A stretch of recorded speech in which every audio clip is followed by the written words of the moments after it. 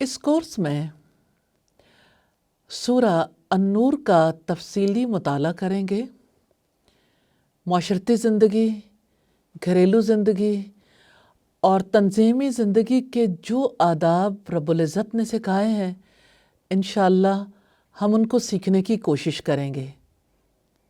اللہ تعالیٰ کی ذات کی معرفت کی تعلیم دی جائے گی۔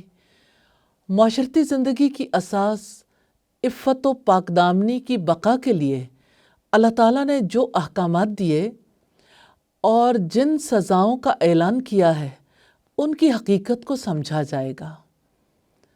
سورہ النور سمجھنے میں مدد دینا یہ اس کورس کا بنیادی مقصد ہے۔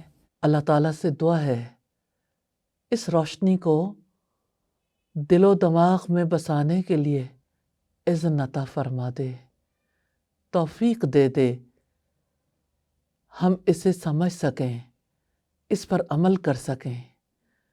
اللہ تعالیٰ اس علم کے مطابق عمل کرنے کی اور اس پیغام کو پہنچانے کی توفیق عطا فرمائے۔